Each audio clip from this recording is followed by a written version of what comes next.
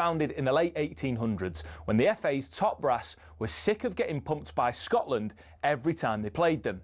As a result, a man called Nicholas Lane Jackson set up an amateur side which would bring in the best players who could all play for the national side. And it worked.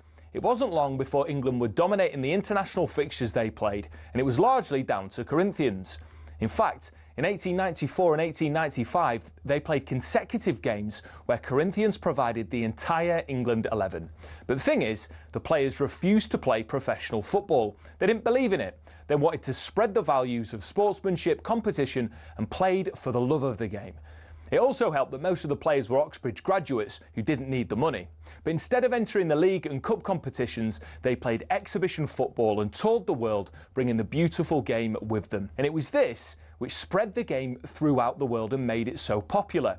Most famously, in 1910, they travelled to Brazil. And the locals in Sao Paulo were so impressed, they started their own team under the same name.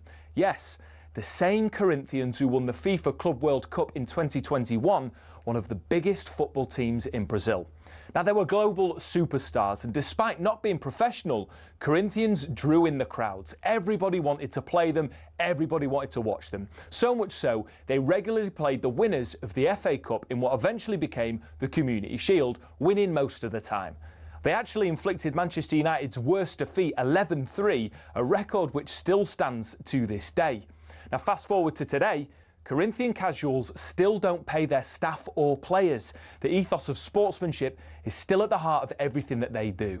And even though they're a side in the lower leagues, if you make the trip to King George's Field in Tolworth just off the A3, you'll most likely bump into Brazilian Corinthians fans who often make the pilgrimage across the globe just to watch their founding team play.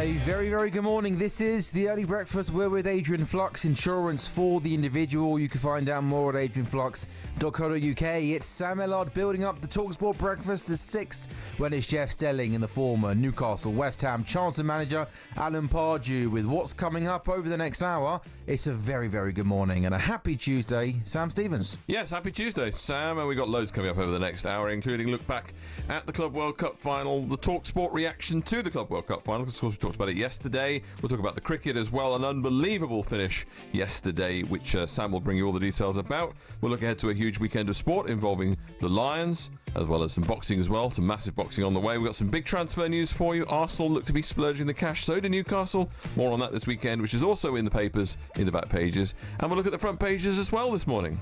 This is the Early Breakfast on talkSPORT with Adrian Flux, insurance for the individual. Find out more at adrianflux.co.uk. And a happy Tuesday morning. How are you? Yes, I'm all right, Sam. I'm all right.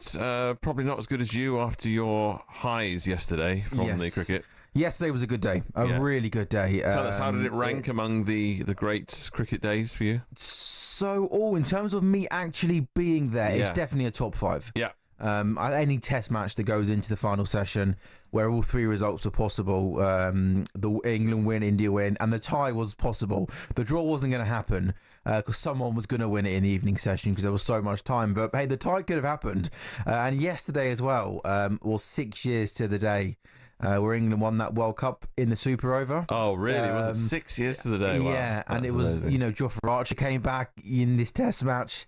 And, of course, he bowled that incredible Super Over, didn't he? But, no, it was great. It was an amazing spectacle, amazing theatre, great drama at the end. It was a real honour to be there covering it for talkSPORT. And, yeah, fair play to England. And I felt, India, I felt a bit for India at the end there because they were 8 down at lunch and looked like they were going to just roll over in the afternoon session. England want to get the final 2 wickets and it was all going to be done. And we'd all be at home or in the bar at 2:00 in the afternoon. Yeah. But they fought and they fought and they fought and they took it to the evening session.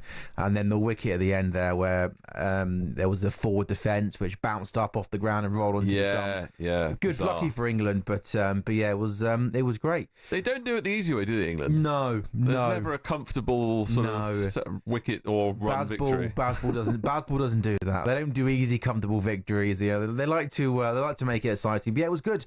It was good, and looking forward to a big week of sports. Sam obviously got the Open starting third.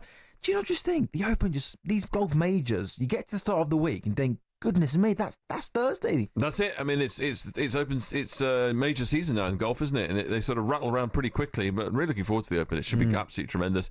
Great course at Royal Portrush as well, so that should be absolutely fantastic. McIlroy going home, of course. McIlroy home, story, right? Absolutely. And whether he can sort of pick it up. I think it's 2014 was his Open win, so it'll be interesting to see if he can. Obviously, because he's had success this year already, hasn't he? So won the big one. Follow it up. We shall see on that one. But like you say, I mean, the thing is, it feels a bit like the calm before the storm at the moment, just because of cricket finish. We're just in between things, but there's still loads more sport to come. And the football season starts in a few weeks, and actually it's only a couple of weeks now, isn't it, until the start of League One? But still so much sport to come. 1st of August. Boxing, 1st of August, that's right. So it's literally sort of 2 weeks away from now.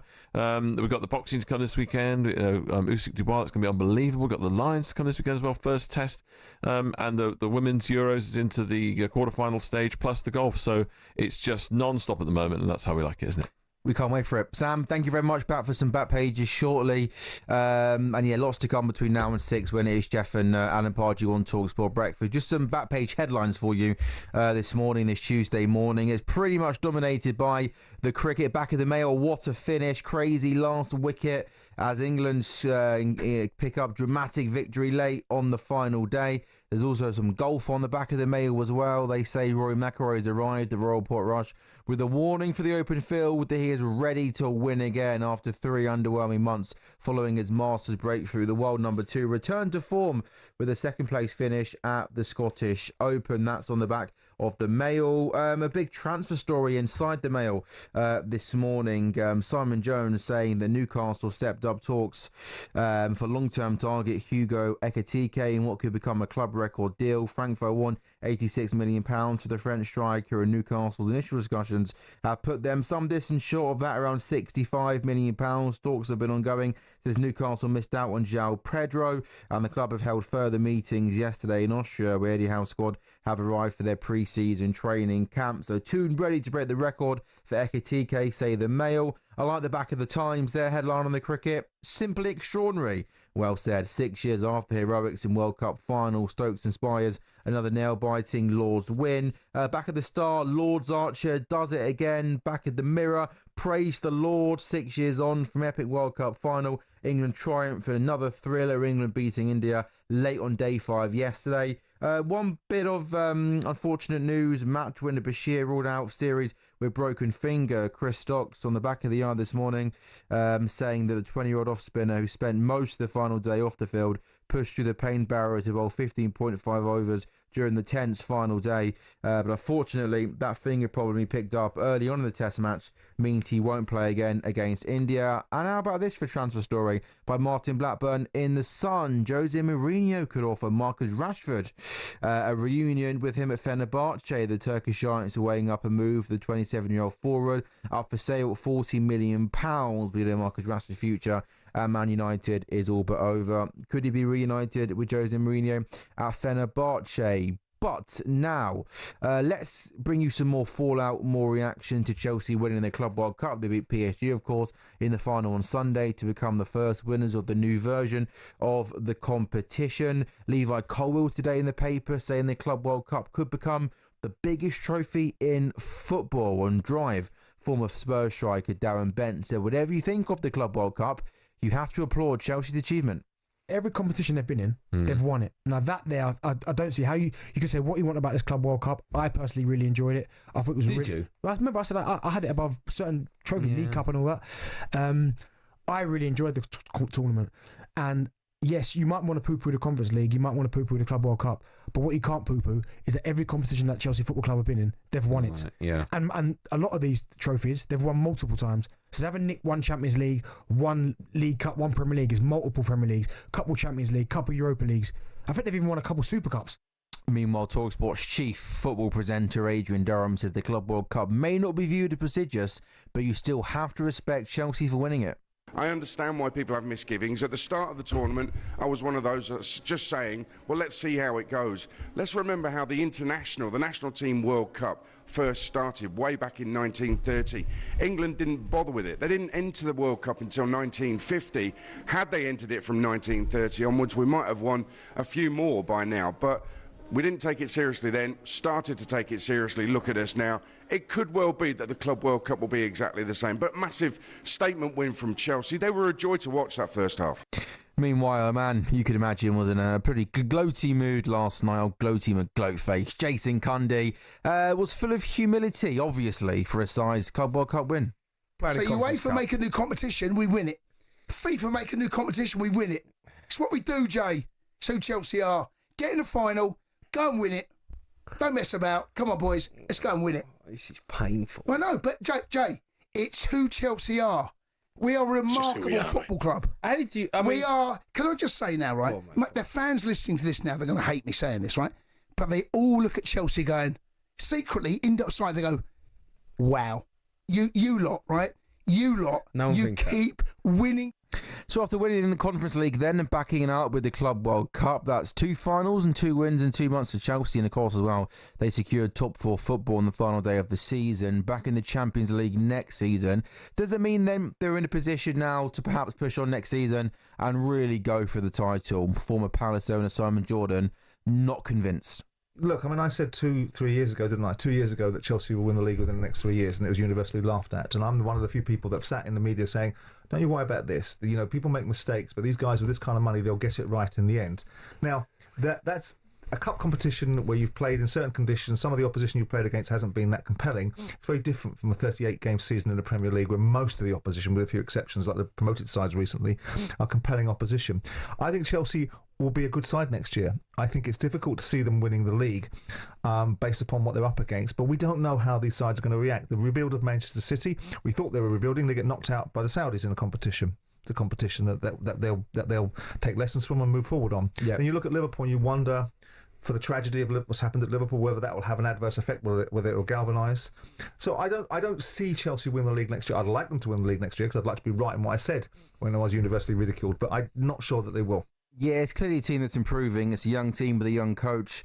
They've got exciting attacking players. I think they've already been pretty... I think they made some good business already in the window. As João Pedro coming in, Liam Delap coming in. Obviously, you throw in players like Cole Palmer in there. Moises Caicedo and Enzo Fernandez are brilliant midfield players. So I like the attacking options, the midfield options. I think before we even enter any sort of conversation about Chelsea not winning the Premier League, so I just think that, just Liverpool in itself are way ahead of anywhere Chelsea can dream of being right now.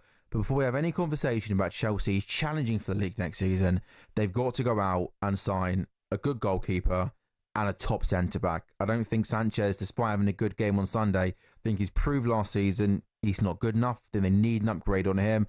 And I think whilst there's some good centre-backs there, young centre-backs there who can go on and get better, I just think they need somebody to come in, a proven, ready for now centre-back to come in and play alongside Colwill or Chalobah. I just think the defence is a little bit too inexperienced. They need a leader to come in and shore up that defence.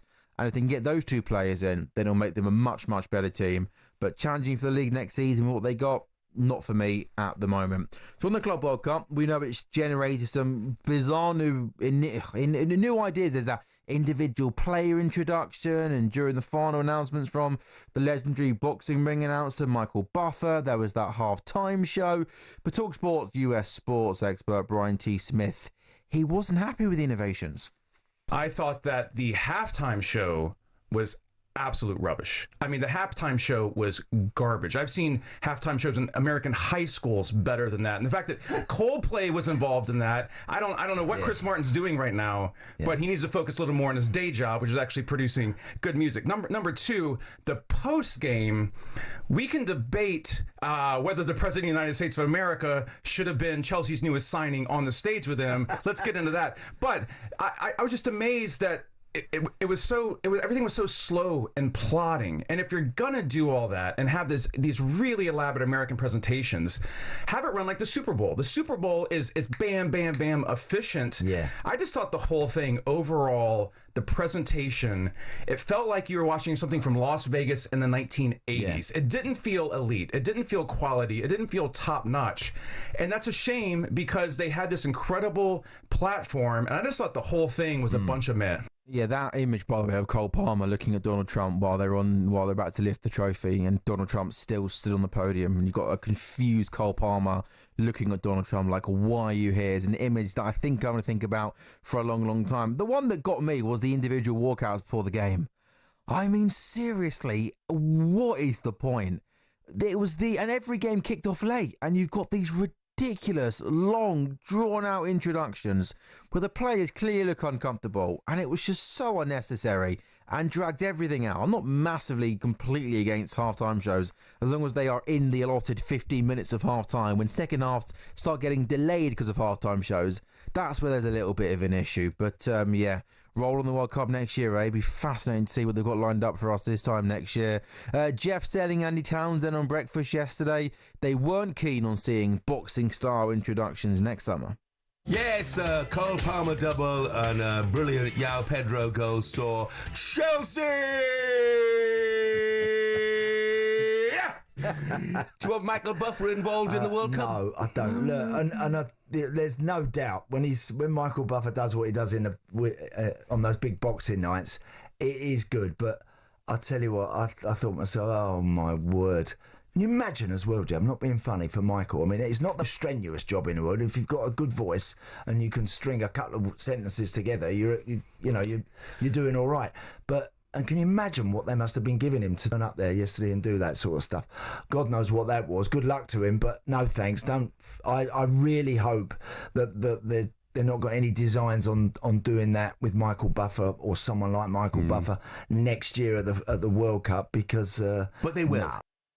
Yeah, I think it's fair to say, Andy, unfortunately, they probably are almost certainly going to have plenty of shenanigans and surprises up their sleeves for next summer. The live football, by the way, we had the World Cup, the Club World Cup final, of course, on Sunday night. There's plenty more live football commentaries this week. Our main focus when it comes to football, in fact, all of our focus in the world of football is on the European Championships and the quarterfinals. The first one Wednesday evening, live on talkSPORT 2, Norway, Italy. And of course, the England game is on talkSPORT on Thursday evening against Sweden, 8 o'clock kickoff live on talkSPORT. Jeff Stelling back this morning at 6 o'clock. The Early Sports Breakfast with you for another 45 minutes or so. And coming up next, we'll take a deep dive into what's making the back pages of this morning's newspapers.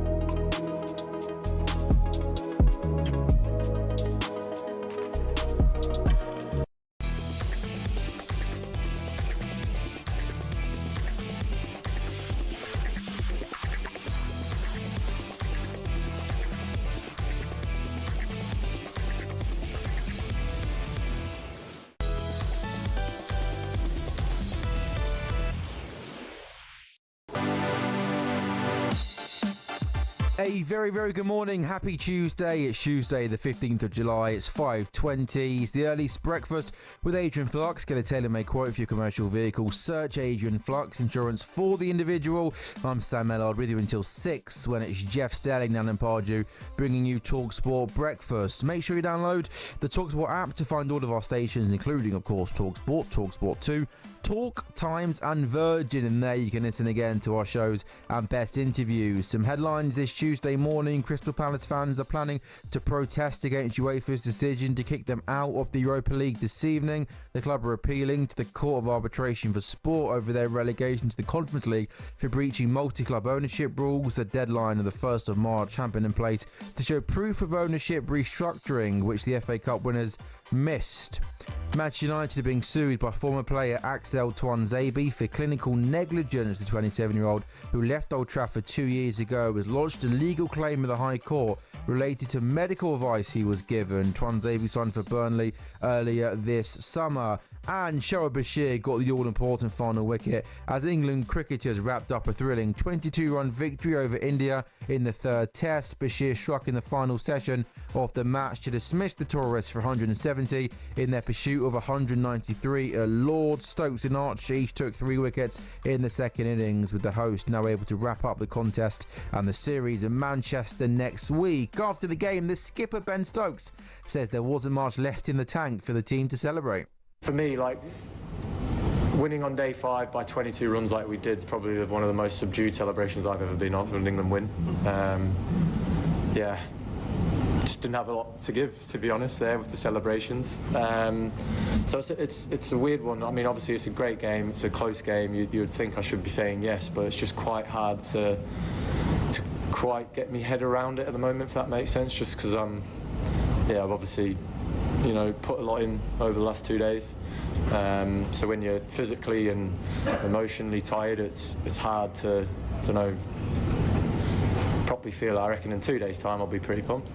Yeah, it was an incredible finish. Any test match that goes into the 5th day and the evening session with 3 results possible, it's the best test cricket. It was nail-biting stuff. You thought at lunch with India 8 down, England were going to romp to victory in the afternoon session, maybe only needing 2 balls. It then goes past tea. You think, can India pull off a ridiculous recovery? It was 6 years to the day since it was the World Cup final in 2019. So there was just so many great storylines and narratives. The needle... the ag between the two teams, I think, is something we're going to remember in that test match. Both teams were going at it. There was that incredible final over on day 3 when Crawley was time wasting. I always think the needle, as long as it doesn't go a little bit too far, adds to the spectacle, adds to the occasion. Let's not forget that it feels like a long time ago we took his first wicket. The return to Test cricket for Jofra Archer, 4.5 years away from the team, getting his first wicket, 3rd ball. We saw Ben Stokes bowling 2 10-over spells yesterday, leading from the front.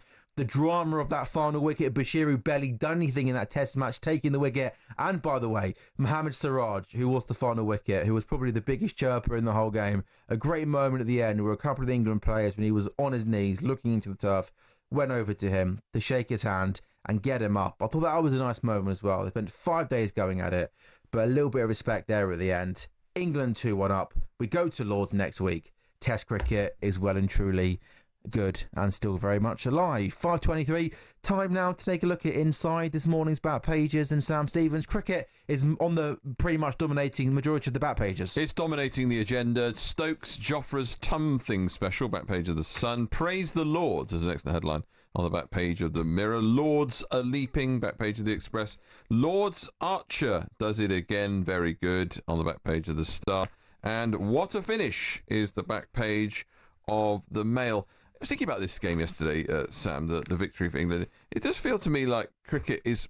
It sounds like a strange thing to say, really, when we talk about top-level sport, because nothing's easy in the top level of sport. But it does feel like cricket is almost like the hardest sport to win. And the satisfaction of winning a test match must be almost like nothing else, because there are so many variables in cricket, aren't there? Like, you're relying on a lot of things. You're relying on somebody having a good time with the bat. You're probably relying a little bit on the wicket. You're relying on the weather sometimes. On the weather. You're relying on consistency of your bowling attack. There are so many things that you need to go your way in order to win. Not just luck, but obviously, even form sometimes can't necessarily help you. So it must be so satisfying, mustn't it, winning a test match? Like they played 5 days of cricket 7 hours each day. 80 overs a day, ballpark, for 5 days. Think of how much time you're in the ground, you're spending playing. So in terms of that feeling, Ben Stokes said after the first Test match that he says he didn't leave his house for 2 days afterwards. He said I think he said, maybe a little bit tongue in cheek, that he barely left his bed for the 2 days afterwards. He was just so physically drained as well as mentally drained. So that's where Test cricket is. It's completely unique, isn't it, in terms of sort of how long it can be to get that victory and get over the line. Bashir, big miss? I don't want to be harsh on him because he took that final wicket and he's young and listen, I hope his finger injury isn't too serious, but he struggled this series. Mm-hmm. He really has struggled, and that moment for him to get that final wicket yesterday, good moment for him, a great moment for him. But the Indian players in the 3 Test matches have played him quite easily this series. So it'd be interesting who they call up, whether they go back to Jack Leach or possibly a return for Liam Dawson to the Test team. But unfortunately for Bashir, he had struggled this series. He has done. I also saw, just quickly, one more on the cricket. I saw an interesting thing yesterday. Someone saying that that Ben Stokes has potentially saved quite a lot of England careers with his performance in this Test. How do you feel about that? Oh, careers? Yeah. Oh, that is a fact. I'm not sure if we saved careers in this Test match, but I think I heard Kay mention earlier about him being possibly the best ever England Test captain. He must be up there now, surely. I mean, the amount of he's definitely getting the team out of jail performances he's had. Definitely up there. Can he get to number one? A lot will depend on whether they can get over the line in this India series.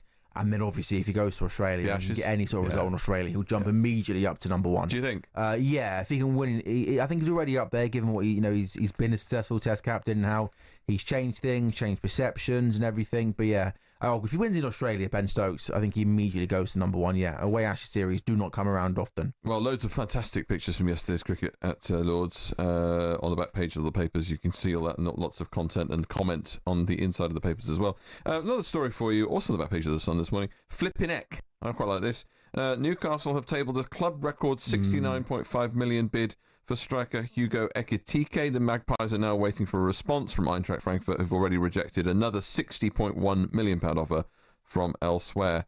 It's curious, isn't it, that Newcastle, the area where they most want to strengthen, is the area where they're arguably the strongest, do you think? Possibly. I think two things. Listen, I'm going to hate talking about Isak leaving Newcastle, but I think I think he's definitely going to be there next season, no doubt about that. But I think we also believe that he's not going to be there for the next 5 years. So I think part of this might be planning a little bit long term. But also in terms of next season, though, Newcastle finished last season by playing with the back five. So with the back five, you could very easily play with 2 centre forwards. So it's not just one's going to come and one's going to go. There's a possibility if they go with a 5-3-2 formation next season, the two of them can play together. And also, with one eye on the immediate future, if Alexander Isak is in there beyond next season, they've also got somebody who can hopefully step into his shoes and have a year playing in the Premier League, playing alongside Alexander Isak. So might make fans, the fans might not be quite as annoyed about Isak leaving if all of a sudden Ekitike is on fire next season. Yeah. I've seen some, the Marcus Rashford transfer story has been going on for what feels like Fenerbahce linked today. Well, yeah, I mean, there's been the whole link's always been with Barcelona, and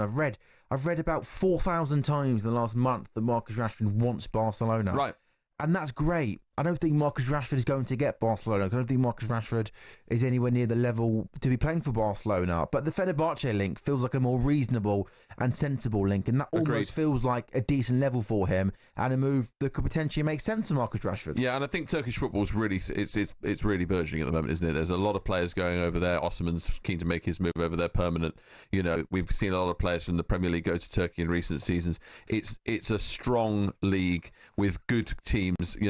I think you're treated like an absolute hero by Turkish fans. It's got fervent support by out in that country. So I think it would be a good move for Rashford in order to get his mind focused on football, for him to feel like he's still a major player. And working under a manager that already knows him as well is another thing, isn't it? That will help him as well. And just back of the mirror, John Cross writes, Levi Cole will lift the Club World Cup and then claimed it will become the biggest trophy in football. Well, it's easy to say once you've won that, isn't it? Yeah. Not sure yet. I'm not sure yet. I'm not entirely sure it's going to become the biggest trophy in football, Levi. But maybe once you've just won it and lifted it, perhaps that's easier to say. Right? Yeah, there we go. Sam Stevens, thank you. Back shortly for some front pages. It is bang on 5:30. The Early Sports Breakfast with you until 6 o'clock this morning. Then it's Jeff Stelling and Alan Podger.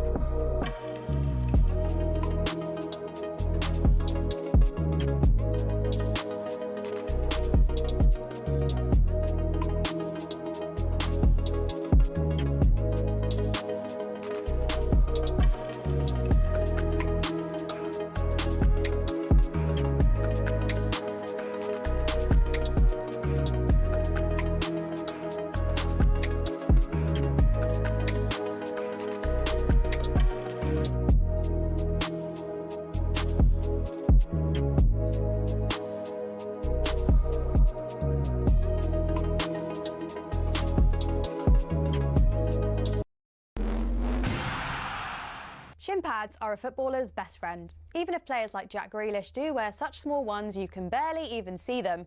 But what's the story with shin pads, and are there actually any rules on how big they should be?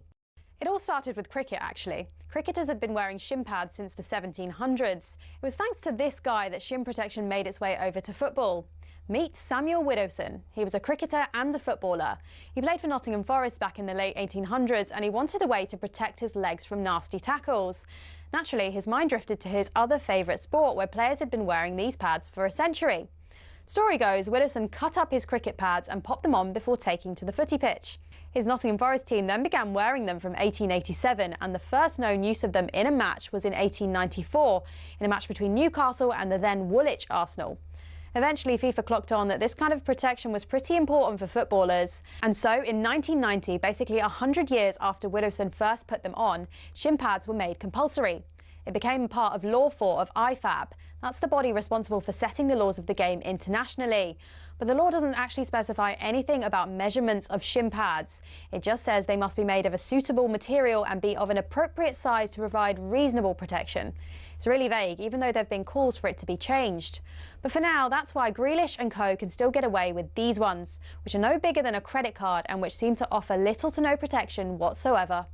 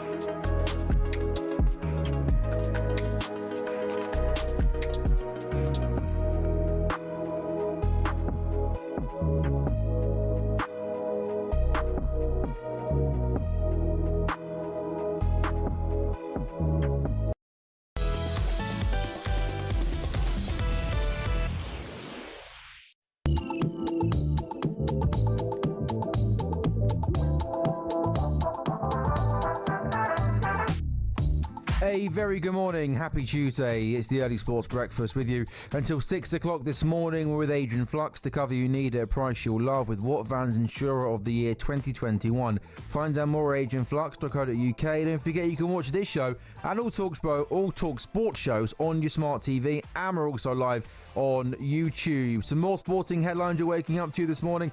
This was extraordinary. The West Indies were bowled out late last night for the second lowest score in Test cricket history in their 176-run loss to Australia. They were dismissed for 27 on the third day of their match in Jamaica. It's only one clear of New Zealand's record 26 all out against England in 1955. Scott Boland took a hat-trick. Mitchell Starc figures of 6 for 9. That's 6 wickets for just 9 runs. The West Indies bowled out for 27. Australia winning that series 3-0. Elsewhere, Leeds winger Dan James has agreed a 4-year contract extension with the club. His new deal keeps him at Ellen Road until 2029. And 3-time major winner Patrick Harrington will hit the opening tee shot of the Open, which starts this Thursday. Can't wait for that. He was the last player to win successive editions of the major, lifting the claret jug in 07 and 08. He would tee off a 6:35 on Thursday morning. Meanwhile, though, most eyes are going to be on the 2014 Open winner Rory McIlroy, and he's been speaking ahead of his home tournament, and he said he's going to enjoy every single moment. It's definitely a place that I strive to be in, to be as comfortable getting away from it as he is in a way, and enjoying the fruits of your success and sharing that with your loved ones, and so that I think more so that, I mean, that's one of my New Year's resolutions was to have more fun, and I think Shebahn is very good at having fun, and I need more of that in my life. Yeah, we can't wait for it. Don't forget, we'll have live coverage of the 153rd Open Championship live for you on talkSPORT 2 from Thursday morning. And yeah, what a story it will be if Rory McIlroy can go well. Of course, it was only a couple of months ago, wasn't it, that he finally got his hands on the Masters. Had a tricky time after that, but maybe fair to say found some form over the weekend at the Scottish Open. So Rory McIlroy back home for the Open Championship. And yeah, you can't be a major, can you? Especially going into that final day when there's a few golfers going for the championship again. Open Championship, talkSPORT 2 from Thursday morning. Also this weekend, talkSPORT brings you live commentary of the unification heavyweight title bout, Usyk Dubois at Wembley. And I think it's fair to say it's going to be an absolute barnstormer. All three in favour of the winner and the undisputed heavyweight champion of the world. The first unified heavyweight champion from Britain in a century. Lennox Lewis. The Americans didn't want me to take it over to Britain, but I actually persevered and succeeded. I'm in my prime of my career now, so it's now or never. Dubois hits him with a tremendous right-hand counter. He slayed one king back in September. Dynamite Daniel Dubois has detonated at Wembley Stadium. He's about to slay another king on the 19th of July. Bombs away. Are you going to knock him out? Bombs away, mate. You dropped up to Dubois. He's put Joshua down. Alexander Usyk finds the answer. In a minute, you have all the 4 belts and great history. You know what they say? We'll see. We'll see. Heavyweight brilliance, heavyweight occasion, heavyweight radio. How about that? This Saturday, talkSPORT has live commentary of the undisputed world heavyweight title fight between Alexander Usyk and Daniel Dubois at Wembley Stadium. Dubois looking to become the first British heavyweight to hold all 4 major world titles in the 4-belt era, while Usyk aiming to become undisputed heavyweight champion for the second time. The pair have already met back in 2023 when Usyk won by 9th round KO despite the controversial low blow that Dubois landed earlier on in the fight. Our commentary team is going to be Adam Cantrell, Gareth A. Davis, Spencer Oliver, Dave Allen and John Rawling. Let's now hear from Derek Chisora speaking yesterday with H&J. He says the Ukrainian Usyk has got to be favourite. Whatever happens, Wembley is going to be amazing. Safe money is on Alexander Usyk. Yeah, so Daniel has to come in there and do something amazing. Do you understand? He has to find something amazing and do it for him to win. Yep. But he will not win on points. He will win by a knockout. Sure. He has to win by a knockout. If he thinks he's going to win by points, no. You know, he has to dig deep and fight and fight and fight. That's it. Well, of course, throughout the week, there'll be loads of, obviously, live build-up on talkSPORT. But if you love your boxing, I really recommend the talkSPORT Boxing YouTube channel, which I'm sure will obviously be stacked full of content ahead of the fight. Saturday night, this weekend, the 19th of July, live on talkSPORT. Also that day as well, it's the Lions' first test against Australia. I mentioned we've got the golf as well for you this weekend. So it well and truly is a wonderful sporting weekend. Now to the transfer side last night. talkSPORT's transfer guru Ben Jacobs joined Dan Bardell and Kevin Hatchard to discuss the latest news and rumours. And with the Gunners closing in on Christian Mosquera of Valencia, as well as Victor Gyökeres from Sporting Lisbon on top of the deals they've already done. Next up, they asked about Crystal Palace star man Eberechi Eze. Is that one that could be happening? Here's Ben Jacobs. Yeah, I think, Kev, Eberechi Eze is keen on Arsenal. They've held a lot of talks on the player side to understand terms, which are now not thought to be a problem. And for Arsenal, after Gyökeres and Noni Madueke on the right, finding a central attacking midfielder is going to be key, which is fascinating because Zubimendi is a 6. Declan Rice, as a result of Zubimendi, may get the opportunity to play in a more advanced position. You got Eze. Martin Odegaard is still at the club as well. So Arsenal are going big, and their collective spend, because Mosquera is also about to arrive, is already above £200 million. If you add Eze, it's going to be at least 50-55, and if you pay the release clause, 68. So this is a big summer for Arsenal. The Transfer Insider Show is back this evening at 7 o'clock on talkSPORT, and if you want immediate transfer news, talksport.com, the place to be. Time now for some front page stories. It's a front page throwdown. Oh, what a move! The front page is first on the early sports breakfast. talkSPORT. Yeah, it's a lot going on, isn't there, with the old transfer window now? It seems like it's really ramping up. You impressed with what Arsenal are doing? Yeah, very impressed. So you thrown me, because normally we talk nonsense for 4 minutes. But I wanted your opinion on that, you see, because we need to talk football before we talk nonsense. I think Arsenal are doing good business, and if they get the main man, Victor Gyökeres, they're going to be a very strong team next season. Favourites? No, Liverpool still favourites. Thank you very much. Sam, let's talk about the front pages. Okay. Keep the bed running, John, that's fine. Now, let's talk about this. Cheers, a top doc. How do you feel, by the way, before I get to this? How do you feel, what do you do when you're trying to make... You're a very happy soul, aren't you? Sure. Very happy man. Happy-go-lucky. But occasionally you'll have times when you're feeling a little bit down. Sure. As we all do. Okay. How do you make yourself feel better? What do you do? Do you know what I like to do? So for me, a simple life is a good life. I like going for a walk and going for a coffee. I've got a lovely coffee shop not too far from where I live. Lovely people in there, Liam's Coffee House. I'd go for a walk in there, say hello to the people in there, have a coffee, maybe go on my laptop, watch the world go by and just chill. Simple life's a good life for me. A nice latte and I'm happy. Very good, very good. Was that a boring answer? No, that's absolutely Was I supposed to say book a holiday to Vegas for a week? No, that's a very modern man type approach, because doctors are suggesting that if Brits are feeling down, they should go to the pub.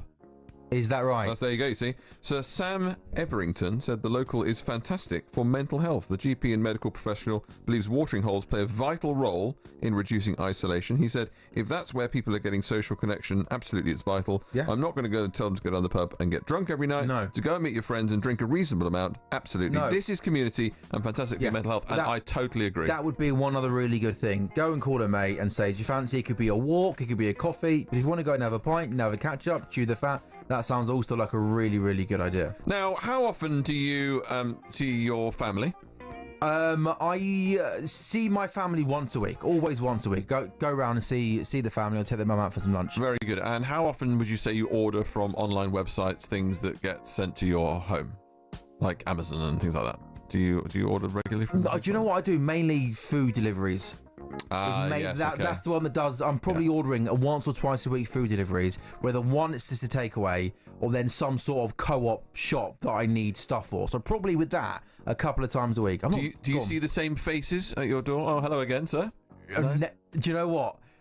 If I order Chinese, yes, it's always the same delivery driver. But everything else is completely different. Why is that? It's a scary survey. People now see their delivery driver more often than their family. Some 27 million of us admit the parcel droppers, because of course you can't use delivery driver more than once in the paper, are more frequent visitors than relatives, a poll found. 1 in 3 even sees a delivery person more than their own kids. And a fifth see more of them than they do of their grandparents. That's brilliant. Nearly 1 in 10 of us now receive more than 5 deliveries a week. 5 deliveries a week! Some of that's food, right? But it can't all be food. What's your partner like? She's lovely, thanks. No, but in terms of deliveries, I mean. Because I think it's more of a... I reckon my mum is probably ordering 5... that number probably sounds right for her. So, Sophia isn't too bad at that sort of stuff. She'll order the occasional thing, but I wouldn't say that anyone's sort of knocking on the door for a delivery. 5 times a week, to be fair, that does sound like a lot, isn't it? That is a lot. Yeah, but to be fair, though, if you are ordering something that often... There is a pretty good chance, therefore, if you're ordering something off Amazon or something like that, the delivery driver could be the same. Yeah. And to be fair, that doesn't surprise me that people are seeing them more than their kid, who they might only see every couple of weeks, right? Yes. No, well, that's crazy. It's a scary world we live in now. And talking about adult life, what about this one? Constant cleaning and never having any time for anything are among the worst things about being an adult, according to Brits. A further 8% get wound up trying to remember all their passwords. Now, that is a thing I have to say. Sam, drives me mad. Do you know what? For 28 and a half years of my life, useless a password. So I almost don't even bother remembering them. I always just have to reset it to get in. Yeah. And then for the first time in my life a couple of months ago, I thought I cannot possibly keep on living like this. I know, it's hopeless, isn't it? So I, for the first time, changed them all. Yeah. And then actually put it down on a safe piece of paper somewhere that's always on me. So therefore I always know it. And you know what? It's the best thing I've ever done, because now I haven't got to start resetting. And it's not just when you're resetting, you've got to reset. Then there might be a security question, then there's a pin, then there's a code. It's insane. So that is an absolute nightmare. I did exactly the same thing as you, probably a few months prior to that, so 6 months ago, and again, it's a life changer. Best thing I've done. It's an absolute life changer, because the amount of times I think to myself, right, I'm going to think of a really clever, stupid password that no one will ever think of as my password, and then I completely forget it myself. So what's the point? The only way you can do that is by making it up on the spot while you're there, or whatever, and then writing it down. 100%. There's a tip for you all this morning. What else is save on you that 5 list? minutes. Do that. Cleaning, passwords. 78% of us feel there are not enough hours in the day. A spokesman for a meal prep company said being an adult comes with a steep learning curve that no one really prepares you for. I'm afraid I don't have any more lists, any more details in that list. No, that's okay. That's I mean, that's all I've got for cleaning, you. passwords, and not enough time in the day seem like three. Oh, I've got one more. And just We're one going for more. four. I've got I four like this this. No, morning, let's four go, this morning. Sam. I'm all for it. How do you feel about cheese? Not a massive cheese fan. Don't hate it, but I don't love cheese. Well, I've got some disturbing news for those people who are cheeseheads this morning. Oh, careful I here, call you Sam. cheeseheads. I'm not sure they can actually. Is that offensive? No, it seems fine to me, but someone will probably be offended That's by what that. they call people who are Green Bay Packers fans. Did you know that? They're called cheeseheads, I think. What are you about to read here? No, this is I'm fine. worried about this. No, nothing. Okay. Britain's fancy restaurants and delis are running out of posh cheeses thanks to a cattle virus in Italy and France. Is that right? UK restrictions on unpasteurised imports began in May after lumpy skin disease was found in their cows. Now, stocks are running low on top quality buffalo mozzarella, which is a popular favourite in my house. You like that? Yeah. Brie and goat's cheese, which are also favourites in my house. The disease does not affect humans and cannot spread through dairy, but this is bad news for those people who like those kind of posh cheeses, I'm afraid. Yeah, not good, not ideal, not a nice story there. I felt like I had a really fun 3 stories there, Sam, and now I'm worried for all people that like cheese and the people involved in that, Sam. Well, I'm sorry about that. I can only apologise. You love posh cheese, don't you? I'm not that big You on and cheese. Sophia on a Sunday afternoon tea, I like a bit of manchego crackers cheese. You and had manchego and- cheese? It's quite nice. No. Sophia's introduced me to that. It's rather No. nice. No, not a fan? No. What, you wouldn't have cheese and crackers of an evening? No. With At Lord's, wine? to be fair, there was an incredible cheese Of course selection. there was. At Lord's there would be, yeah, wouldn't there? an incredible cheese selection, and I didn't once go for it. It had some scones though, cream and jam. Do you think you can judge a sporting event by the quality of its cheese selection? I tell you what, with the amount of cheeses that are on display at Lord's, if you can, Lord's would be the absolute top number one. I've never seen as many cheeses in my life. I bet you won't get as many as that Old Trafford is. It'll be pies all round. Lord's, when it comes to that, takes the absolute biscuit. It's number one. Biscuit with cheese. With some cheese. Not for me, but most other people enjoy some cheese at Lord's. Sam Stevens, thank you. Good stuff. 6 o'clock is breakfast with Jeff and Alan Pardew. Up next, though, we're continuing to look ahead to that first test match on Saturday. British and Irish Lions taking on the Aussies.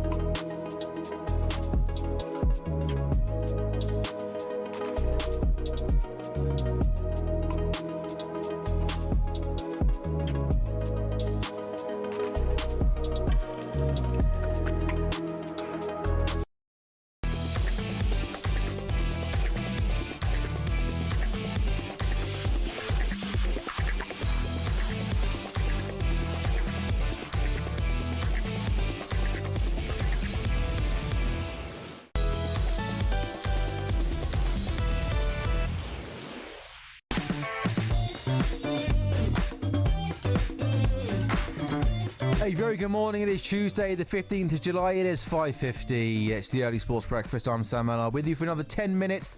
Then Jeff Stelling in the hot seat alongside the former Newcastle, Palace, West Ham manager Alan Pardew. talkSPORT Breakfast at 6 o'clock. It is, though, another really, really busy and exciting sporting week. The Women's Euros quarterfinals are here. Starting from tomorrow, the England-Sweden game live on talkSPORT on Thursday. Already mentioned in this show, we got the Open Championship live on talkSPORT 2 from Thursday morning, the big boxing fight, Usyk Dubois. This Saturday night, live on talkSPORT. But this Saturday morning, the waiting is finally over. We count down to the first test between the Lions in Australia. It's Saturday morning. It's finally here. It's live on talkSPORT. It's time for another chapter in the history of that famous red jersey. We cannot afford our emotional energy to dip whatsoever. You know why? Because there is no tomorrow. And Argentina win!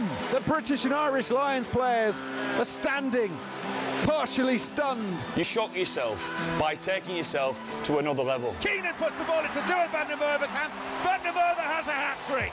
And it's another Scottish try. Because that's what being a Lion's about. Lions have their 4th try of the evening. As a British and Irish rugby player, this is what you dream of. When it came to the test, they were a different beast. That's when they really ramp it up. Pollock's got it back and he's barreling his way forward. Up and over the 22. Keeps going. 5 metres out. Can he get the offload away? Yes, he can. It ain't about taking part. It ain't about being here. It's about winning. Ben White. Cummings goes over and scores a try. It's another Scotland try. They won't have that. They won't have that. Make it your point of difference. Get ready for the Road of the Lions here on talkSPORT. From now on, gloves are off.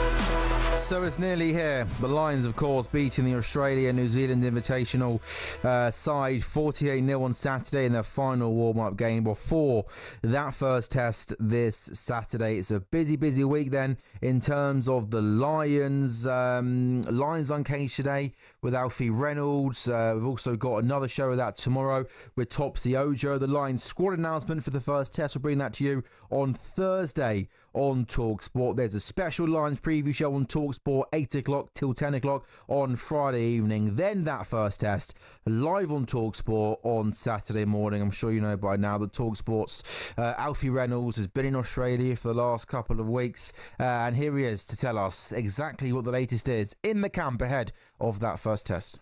The British and Irish Lions will play Australia in the first test of their series here down under in Brisbane on Saturday. And as the preparations continue behind me, the big question this week is who is Andy Farrell going to select in his starting 15 and in his matchday 23? That squad will be named on Thursday. We will keep you all across it here on talkSPORT. The big questions going into it is who starts at 12, who starts at 7, an incredibly competitive position in the back row, and could Owen Farrell feature? 30 minutes off the bench in Adelaide, he looked sharp. Is that enough for him potentially to get himself into the matchday squad? A busy week here in Brisbane. It's what we've all been waiting for. The coverage on talkSPORT will start at 10 in the morning on Saturday. Kickoff is at 11 from Suncorp, where Andrew McKenna and Ben Kay will be calling all of the action. And Alfie Reynolds has been a busy man. He's been speaking to the Lions number 8, Jack Colan, to look ahead to that first test match. Unbelievably special. Nice just to have a bit of time as well and not be playing a game in a day's time and having a bit of time to recover properly and get across a lot of detail, because obviously with the short weeks trying to fit so much in such a short amount of time. So great to get a full week of prep and great to be back in Brisbane as well. So everyone's unbelievably excited for the challenge ahead. At early stages of the week, you're just worried about the detail and making sure you're across all of that, all the positions you have to cover, everything. And then as the week goes on, we'll worry more about the emotional stuff and try to get them mindset right and in the right space mentally for it. But at the moment, it's just detail oriented and enjoying the bit of time that we have together. I think everyone's gone incredibly well, especially in the back row. It's tough for the coaches, I'm sure, and hopefully we've given them all plenty of headaches over the last while, because I think no matter who's been out there, they've taken their opportunity really well, and it's about those lads who get to run out in the weekend to do right by the lads who aren't playing and the lads who are on the bench and things like that, and making the most of their opportunity. It's been unbelievably special to play a first test here, so we're hoping that everyone can go well and make the most of it. First test of the series then, live on talkSPORT, 11 o'clock Saturday morning, the Wallabies v the Lions, presented by Shebahn Aherne, pundits alongside Shebahn, 2013 Lions winger Alex Cuthbert, Wallabies all-time record try scorer David Campese, with 2005 Lions second row Ben Kay alongside Andrew McKenna on commentary duty. 5:56, just a little reminder of some of the back page headlines this morning. It's pretty much all dominated by England beating India in that thrilling test match yesterday at Lord's. Praise the Lords, back at the mirror era. 6 years on from epic World Cup final, England triumph in another thriller. Back of the eye, victory for the ages. They've also got a story about Bashir. Match winner Bashir ruled out of series with broken finger. Bad news for him. Other headlines for you. The Times headline, pretty simple but effective. Simply extraordinary. 6 years on after heroics in World Cup final. Stokes inspires another nail-biting win.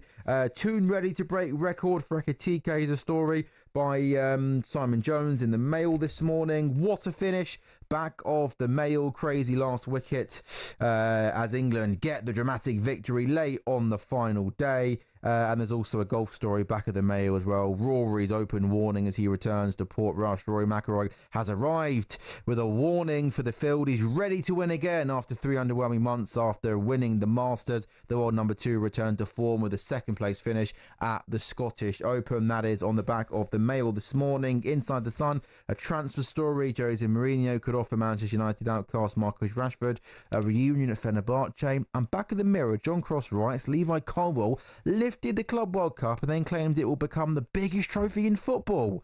That's a big claim, Levi. talkSPORT Breakfast is on the way, and here's what's coming up.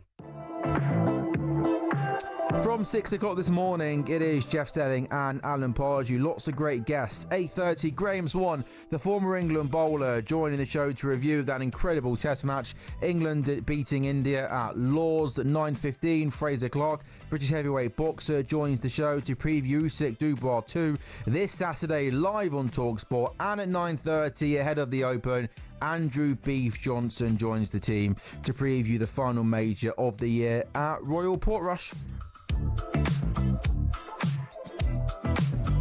You've been listening to The Early Breakfast with Adrian Flux, insurance for the individual. Find out more at adrianflux.co.uk. Do not go anywhere. Up next, it is talkSPORT Breakfast with Jeff Selling and Alan Pardew.